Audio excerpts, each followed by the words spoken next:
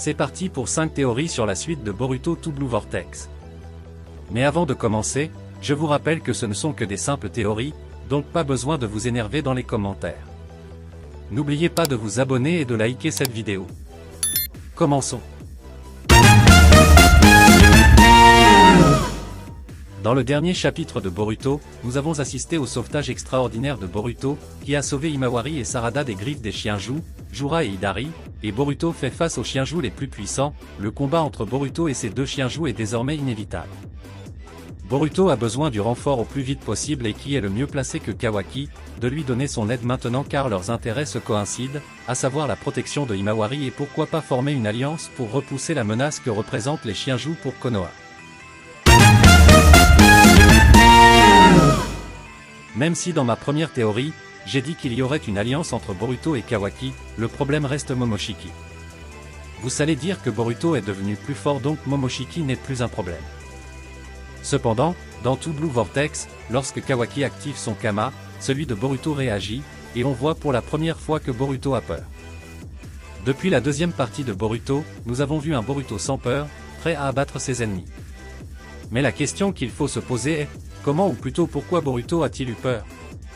La réponse est simple et la plus raisonnable, Boruto a peur que Momoshiki prenne le contrôle de son corps.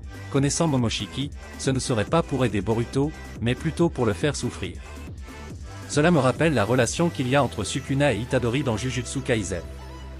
Kawaki est maintenant dans l'obligation d'éliminer Boruto pour sauver Naruto et le reste des villageois contre la menace de Momoshiki. Pour que ces deux théories se réalisent, il faut que Kawaki devienne encore plus fort, ce qui nous conduit à la troisième théorie.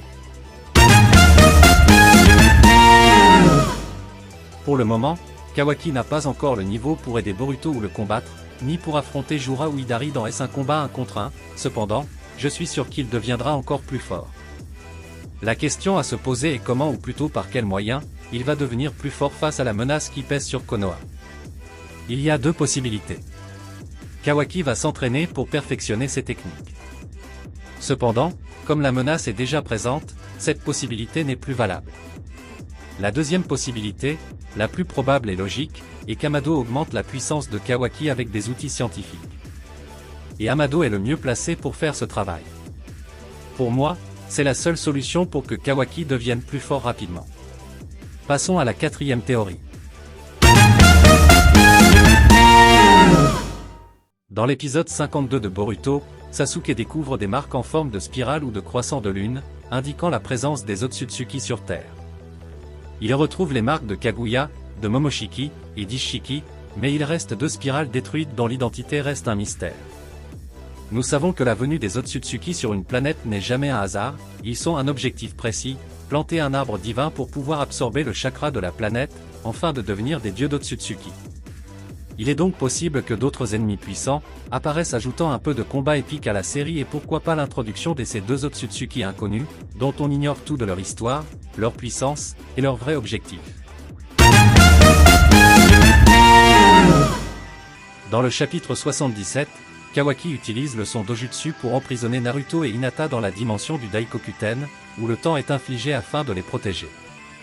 Ce qui est intéressant avec cette prison, c'est que le temps y est figé, Naruto et Hinata ne vieilliront pas et leurs souvenirs s'arrêtent au chapitre 77, au moment où ils entrent dans la dimension du Daikokuten de Kawaki.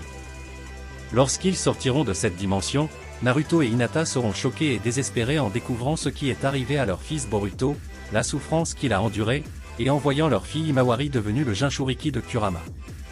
La vraie question est de savoir quand ils feront leur retour. Selon moi, ce sera à la fin car s'ils reviennent pendant la guerre, ils risqueraient de devenir un fardeau pour Boruto et Kawaki dans combat.